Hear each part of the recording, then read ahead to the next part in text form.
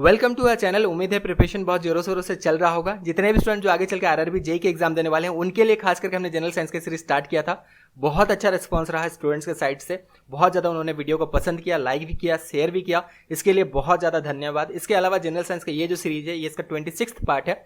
Previous parts को अगर आपने नहीं देखा है जरूर देख लेना, प्लेलिस्ट का लिंक डिस्क्रिप्शन बॉक्स में दे दिया गया है। इसके अलावा हमने ऑलरेडी फिजिक्स के सारे ही टॉपिक्स को कवर अप कर दिया एमसीक्यूज के थ्रू। पार्ट 1 से लेकर पार्ट 13 तक अगर इस सीरीज का आप देखेंगे तो यहाँ पे फिजिक्स के सारे इंपॉर्टेंट क्वेश्चंस, कॉन्सेप्ट्स और न्यूमेरिकल्स को डिस्कस किया गया है। पार्ट 14 से हमने स्टार्ट किया है केमिस्ट्री और पार्ट 26 तक केमिस्ट्री के सारे टॉपिक्स कवर अप हो जाएंगे। ये लास्ट पार्ट है केमिस्ट्री का जहाँ पे हम सारे टॉपिक्स को ऑलमोस्ट जो है यहाँ पे कवर अप कर देने वाले हैं। पार्ट 27 जो नेक्स्ट पार्ट होने वाला है यहाँ से हम लाइफ साइंस स्टार्ट करने वाले हैं। इसलिए बार बार कहा जा रहा है कि प्रीवियस वीडियोस को जरूर देख लेना। अगर आपने नहीं देखा है बहुत ज़्यादा आप इनको पसंद करोगे। सारे क्वेश्चंस को हमने डिटेल में डिस्कस किया है ताकि एग्जाम के प्रिपरेशन में आपको कोई दिक्कत ना हो। तो चलिए बिना टाइम वेस्ट करते हुए फाइनली इस वीडियो को स्टार्ट करते हैं। बस यही रिक्वेस्ट है, जैसे आपने प्रीवियस वीडियोस को लाइक किया, सपोर्ट किया, उसी तरह जो है इस वीडियो को भी जरूर लाइक कर देना ताकि हम मोटिवेटेड रहें और लगातार आपके लिए वीडियोस बनाते रहें। स्टार्ट करते हैं।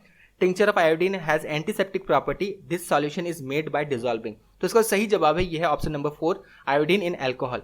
तो टिंचर ऑफ आयोडीन जो बनाया जाता है ये आयोडीन को अल्कोहल में मिक्स करके बनाया जाता है और इसमें जो है एंटीसेप्टिक प्रॉपर्टीज होते हैं। तो अगर ये पूछा जाए टिंचर ऑफ आयोडीन में क्या होता है इनमें से, तो ये ध्यान रखना है एंटीसेप्टिक प्रॉपर्टीज होते हैं। कैसे बनाया जाता है टिंचर ऑफ आयोडीन? आयोडीन को अल्कोहल के साथ मिक्स करके बनाया जाता है। Which one of the following gas dissolve in water to give acidic solution? तो इसका सही जवाब है यह ऑप्शन नंबर 1, कार्बन डाइऑक्साइड। तो बाकी सारे गैस अगर देखें इसमें तो नाइट्रोजन जो है अनरिएक्टिव है, हाइड्रोजन इतना ज़्यादा जो है रिएक्ट नहीं करेगा, ऑक्सीजन भी उसी में कंसिडर हम कर सकते हैं। लेकिन कार्बन डाइऑक्साइड गैस ये ध्यान रखना, इसे खास करके जो है ये कोई भी सॉल्यूशन में मिलाया जाता है ताकि उस सॉल्यूशन को एसिडिक बनाया जा सके। तो कार्बन डाइऑक्साइड गैस को जैसे ही मिलाया जाता है किसी सॉल्यूशन में, डिजोल्व किया जाता है, हम ये कह सकते हैं, तो इसमें कार्बोनिक एसिड जो है ये फॉर्म होता है। H2CO3 जो है कार्बोनिक एसिड का फॉर्मूला है। The chemical symbol for nitrogen gas is, तो इसका सही जवाब है यह है ऑप्शन नंबर 2, N2। देखिए ये क्वेश्चन ऑलरेडी रेलवे के पेपर में पूछा जा चुका है। तो इस तरह के और भी क्वेश्चन आपको एग्जाम में देखने मिल सकता है। जैसे पूछा जा सकता है कि हाइड्रोजन गैस जो है इसका सिंबल क्या होता है या फिर इसका केमिकल फॉर्मूला क्या होता है, तो ये H2 होता है। ऑक्सीजन का आप सभी को पता है O2 होता है। क्लोरीन अगर हम देखें Cl2 होता है। तो ये सारी चीज़ बिल्कुल आपको ध्यान रखना है। ऑलरेडी प्रीवियस वीडियोस में हमने एटॉमिसिटी के बारे में डिस्कस कर लिया था।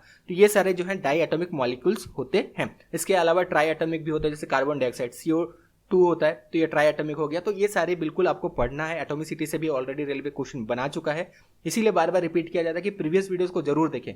बहुत सारे नए कॉन्सेप्ट्स, बहुत सारे नए चीज़ आप सीखने वाले हैं। एग्जाम की प्रिपरेशन में बहुत ज़्यादा आपको हेल्प मिलने वाला है। इसीलिए खास करके ये जनरल साइंस का सीरीज भी आप लोगों के लिए हमने बनाया है। और हाँ, बहुत अच्छा रिस्पॉन्स भी है, बहुत अच्छा स्टूडेंट जो है ये सपोर्ट भी कर रहे हैं, वीडियो को लाइक कर रहे हैं और उसी तरह हम पढ़ा भी रहे हैं ताकि आपको कोई दिक्कत ना हो। आगे बढ़ते हैं। How many times an atom of sulphur is heavier than an atom of carbon? देखिए एटम ऑफ सल्फर, किसी भी एटम को अगर मेजर करें, कोई भी, कार्बन हो गया, सल्फर हो गया, ऑक्सीजन हो गया, हम अगर इसका वेट मेजर करते हैं, रियली सॉरी वेट नहीं, अगर मास इसका मेजर करते हैं तो किस में मेजर करते हैं? AMU में मेजर करते हैं, एटॉमिक मास यूनिट में मेजर करते हैं। तो एटम ऑफ सल्फर इसका मास जो होता है ये होता है 32 AMU होता है। अब थोड़ा सा ये सारे आपको चीज़ें याद रखनी पड़ेगी। अब कार्बन का अगर हम देखें ये भी लगभग जो है 12 AMU होता है। तो यहाँ पे क्वेश्चन क्या बना है? क्वेश्चन ये बना है कि कितना टाइम जो है एटम ऑफ सल्फर जो है ये हेवियर होता है कार्बन एटम से। तो 32 डिवाइड बाय हम 12 कर सकते हैं, तो ये 8/3 टाइम्स इसका सही जवाब होगा। ऑब्वियसली इस क्वेश्चन को थोड़ा सा टफ माना जा सकता है क्योंकि सबका मास याद रखने में थोड़ा आपको दिक्कत हो सकता है कि इतना सारा जो है यहाँ पे एलिमेंट्स है, सबका मास कैसे याद रखें। लेकिन एटलीस्ट जो है जो मेजर यहाँ पे एलिमेंट्स हैं उनका मास अगर आप याद रखते हैं तो सही है। इस तरह क्वेश्चन अगर आए तो बिल्कुल उसका सही जवाब दे सकते हैं। इसके अलावा जो और एक क्वेश्चन बन सकता है कि ये किस में मेजर किया जाता है ये पूछा जा सकता है, तो नोट डाउन कर लेना। AMU जो होता है ये एटॉमिक मास यूनिट होता है पर एटम, एटॉमिक मास यूनिट पर एटम, इसमें जो है मास मेजर किया जाता है एटम का। नेक्स्ट क्वेश्चन देखते हैं। Which of the following has same mass as that of electron? तो इसका सही जवाब है यह ऑप्शन नंबर 4, पोजिस्ट्रॉन। अगेन पोजिस्ट्रॉन जो है और इलेक्ट्रॉन जो है, ये क्वेश्चन हमने ऑलरेडी कवर अप किया था कि पोजिस्ट्रॉन जो है इसे एंटी इलेक्ट्रॉन भी कहा जाता है। इसे एंटी इलेक्ट्रॉन क्यों कहा जाता है? दोनों का वेट सेम है, इलेक्ट्रॉन का भी और पोजिस्ट्रॉन का वेट सेम है। लेकिन इलेक्ट्रॉन ये नेगेटिवली चार्ज होता है, ये याद रखना, आप सभी को पता ही होगा, वैसे नेगेटिवली चार्ज होता है, लेकिन पोजिस्ट्रॉन जो है पॉजिटिवली चार्ज होता है। इसी वजह से जो है पोजिस्ट्रॉन अगर हम देखें तो इसे एंटी इलेक्ट्रॉन भी कहा जाता है। इसके अलावा अगर ऐसा क्वेश्चन बने कि मास किसका सेम होता है, तो मास इन दोनों का सेम होता है लेकिन चार्ज अलग अलग। The first model of an atom was given by, तो किनके द्वारा दिया गया था? फर्स्ट मॉडल जो बनाया गया था ये जॉन डाल्टन के द्वारा दिया गया था। अगेन बहुत सारे स्टूडेंट यहाँ पे गलत करते हैं, गलत मत करना। इसके बाद जो है वोर जो एटॉमिक मॉडल आया था इसे ज़्यादा जो है रेलिवेंट माना गया। वोर और रदरफोर्ड का जो यहाँ पे गोल्ड फॉइल का उन्होंने एक्सपेंड किया था, इसीलिए जो है जॉन डैडल का जो पहला इनका जो एटॉमिक मॉडल था उसे जो है उसे हटा के आगे जो है वोर मॉडल को कंसिडर किया गया, रुदरफोर्ड का जो है मॉडल को कंसिडर किया गया। And alpha particle is also known as, तो अल्फा पार्टिकल्स को जो है it is also known as a doubly charge helium ion. Again ये क्वेश्चन जो है रेलवे के पेपर से ही हमने लिया है। देखिए रेलवे इस तरह का भी क्वेश्चन बनाता है, ये टफ क्वेश्चन में कंसिडर किया जाता है। अगर आप देखें तो इसे अल्फा पार्टिकल्स जो है इसे डबली चार्ज हीलियम आयन क्यों कहा जाता है, इसलिए कहा जाता है क्योंकि अल्फा पार्टिकल्स जो होते हैं ये आइडेंटिकल होते हैं to the nucleus of normal doubly ionized helium atom. इसी वजह से जो है अल्फा पार्टिकल्स को a doubly charge helium ion भी कहा जाता है। Which of the following gas can be used for the storage of fresh sample of oil for long time? तो फ्रेश सैंपल ऑफ ऑयल है, इसे अगर लॉन्ग टाइम तक अगर हमें स्टोर करना है तो इसे हम हीलियम या फिर नाइट्रोजन गैस में स्टोर करते हैं। ज़्यादातर अगर आप देखेंगे तो आपको नाइट्रोजन ऑप्शन में मिलेगा, क्योंकि नाइट्रोजन जो है ये एटमॉस्फेयर में बहुत ज़्यादा अवेलेबल है हीलियम के कंपैरिजन में, इसी वजह से खास करके नाइट्रोजन को यूज़ किया जाता है। अदरवाइज अल्टरनेटिव हीलियम भी है।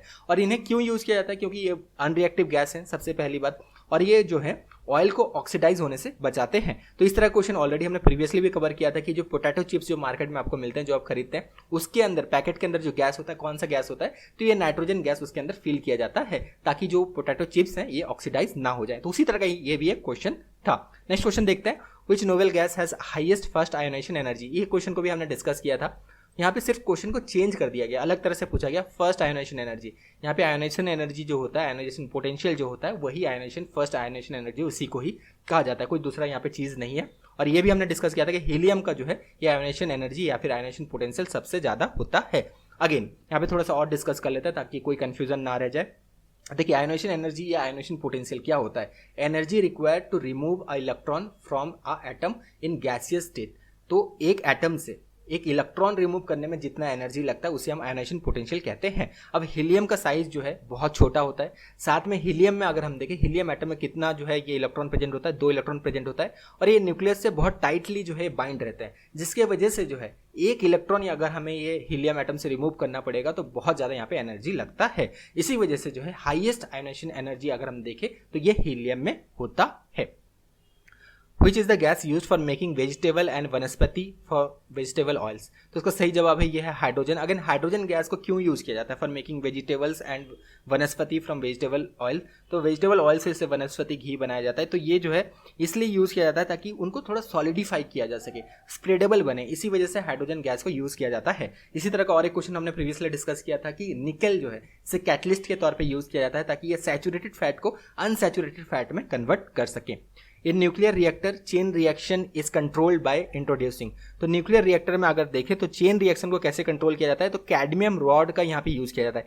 कैडमियम रॉड को क्यों यूज़ किया जाता है, क्योंकि ये रेडिली जो है ये न्यूट्रॉन्स को जो है ये एब्जॉर्ब कर लेता है, इसी वजह से जो है कैडमियम रॉड को यूज़ किया जाता है। रीज़न भी जानना जरूरी है क्योंकि ऐसे भी क्वेश्चन बन सकता है कि न्यूक्लियर रिएक्टर में खास करके जो है कैडमियम रॉड को यूज़ किया जाता है। क्यों यूज़ किया जाता है, ताकि इसमें जो है ये न्यूट्रॉन्स को रेडिली जो है यहाँ पे एब्जॉर्ब कर ले। तो चेन रिएक्शन को कंट्रोल करने के लिए खास करके कैडमियम रॉड को यूज किया जाता है। Natural rubber is polymer of, again एक चीज यहाँ पे ध्यान रखना, क्वेश्चन और एक बनता है लेटेक्स। नेचुरल रबर को लेटेक्स भी कहा जाता है, ये साथ में नोट डाउन कर लेना। तो लेटेक्स या फिर नेचुरल रबर पूछा जाए किसका ये पॉलीमर होता है, ये जो है आइसोप्रीन का जो है ये पॉलीमर होता है। आइसोप्रीन अगर हम जनरली देखें तो ये जो है एक जो है लिक्विड फॉर्म में होता है और पूरा क्लियर जो है इसका कलर जो है होता है क्लियर, ये लिक्विड पानी की जैसे जो है ये होता है।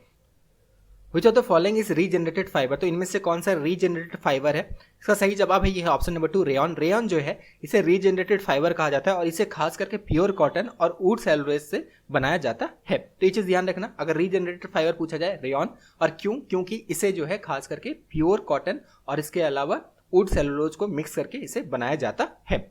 Why is chloroform kept in dark colour bottle? अगर आपने केमिस्ट्री लैब में देखा होगा तो यहाँ पे जरूर आपने ध्यान दिया होगा कि क्लोरोफॉर्म जो होता है इसे जो है खास करके डार्क कलर बॉटल में रखा जाता है, क्योंकि अगर क्लोरोफॉर्म को हम डार्क कलर बॉटल में नहीं रखेंगे तो ये क्या होगा, ये ऑक्सीडाइज हो जाता है और ये फॉस्जिन फॉर्म करता है इन द प्रेजेंस ऑफ लाइट। अगर डायरेक्ट लाइट के कॉन्टैक्ट में आ जाए तो ये जो है फॉस्जिन में कन्वर्ट हो जाता है। फॉस्जिन क्या है, फॉस्जिन अगेन जो है एक पॉइजनस गैस है, इसी वजह से जो है खास करके जो है इसे किसमें रखा जाता है, डार्क कलर बोतल में रखा जाता है। तो इसका जो सही जवाब है it get oxidise to phosgene, इसी वजह से इसे डार्क कलर बोतल में रखा जाता है। तो ओनली 2 नॉन सिल्वरी मेटल्स, तो ओनली 2 नॉन सिल्वरी मेटल्स कौन कौन से हैं, तो ये कॉपर एंड गोल्ड हैं। तो पूरे जितने भी यहाँ पे मेटल्स हैं अगर देखें सारे सिल्वरी होते हैं, सिर्फ कॉपर और गोल्ड जो है ये नॉन सिल्वरी मेटल्स होते हैं।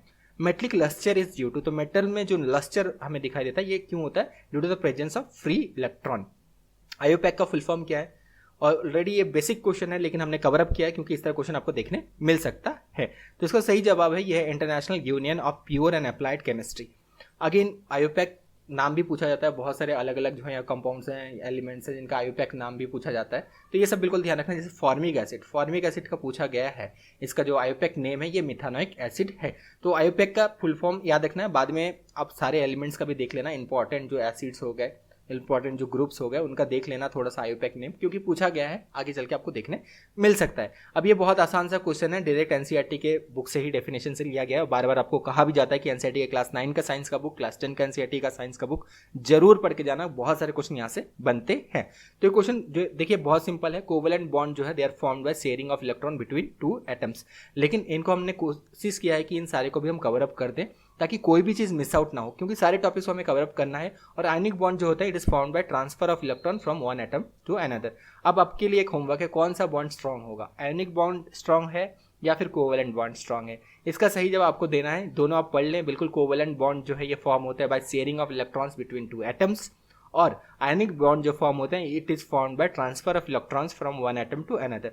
कौन सा बॉन्ड जो है स्ट्रॉन्गर होगा, कोवेलेंट या आयनिक बॉन्ड? इसका सही जवाब आपको कमेंट बॉक्स में देना है। और यहाँ पे हाँ चीटिंग नहीं करना है, कोई भी यहाँ पे आपको इंटरनेट में सर्च नहीं करना, बस थोड़ा सा कॉमन सेंस यूज करना है कि कौन सा जो है स्ट्रॉन्गर होगा। इसका सही जवाब फिर आपको जो है कमेंट बॉक्स में देना है। The process of burning a substance in the presence of oxygen is called, तो इसे कंब्यूशन कहा जाता है।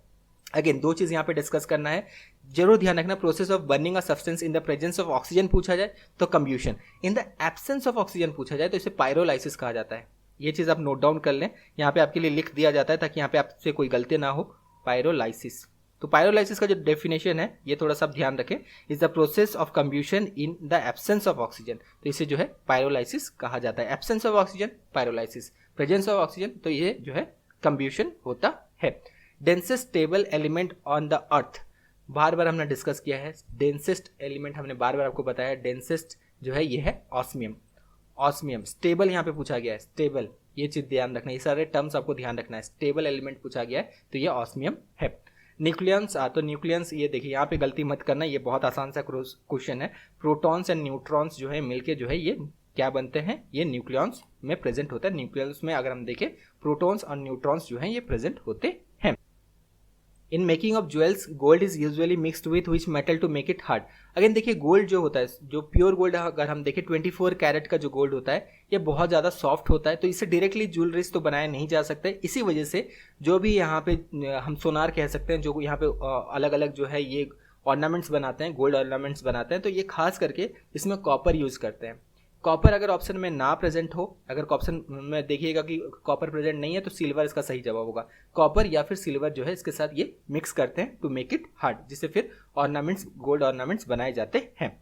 विच is use to remove green colour from the glass which is caused by iron impurities, तो इसका सही आंसर है ये है ऑप्शन नंबर 1 मैंगनीज डाइऑक्साइड। इसे खास करके काम में लिया जाता है to remove the green colour from the glass which is caused by iron impurities. What name is given to bond between water molecules, तो वाटर मॉलिक्यूल्स के बीच में जो बॉन्ड होता है तो इसे क्या नाम दिया गया है, इस बॉन्ड का नाम जो है ये हाइड्रोजन बॉन्ड है। अगेन यहाँ पे वाटर में अगर हम देखें जो स्लाइटली पॉजिटिव यहाँ पे हाइड्रोजन आयन है और स्लाइटली नेगेटिव जो हाइड्रोजन आयन है, इनके बीच में इलेक्ट्रोस्टैटिक फोर्स ऑफ अट्रैक्शन होता है और इसी को जो है ये हाइड्रोजन बॉन्ड यहाँ पे कहा गया है। तो हाइड्रोजन बॉन्ड जो है ये प्रेजेंट होता है वाटर मॉलिक्यूल के बीच में। Which of the following is also known as carbolic acid, इनमें से किसी कार्बोलिक एसिड के नाम से जाना जाता है, तो इसका सही जवाब है फेनॉल। फेनॉल या फिर और एक जो इसका नाम है ये है बेंजेनॉल, ये आप याद रखना BENZENOL, बेंजेनॉल या फेनॉल, इसको कार्बोलिक एसिड कहा जाता है। C6H5OH, कभी कभी अगर फेनॉल बेंजेनॉल ना दिया हो तो C6H5OH यही फेनॉल है या फिर यही बेंजेनॉल है। Which gas is use for preparation of soda water, तो सोडा वाटर बनाने के लिए खास करके कार्बन डाइऑक्साइड को यूज किया जाता है। अभी हमने डिस्कस किया था अगर एसिडिक हमें सॉल्यूशन बनाना है तो यहाँ पे हम क्या यूज करते हैं, कार्बन डाइऑक्साइड गैस को डिसॉल्व करते हैं जिससे कार्बोलिक एसिड यहाँ पे बनता है। तो सोडा वाटर खास करके बनाने के लिए कार्बन डाइऑक्साइड गैस को काम में लिया जाता है।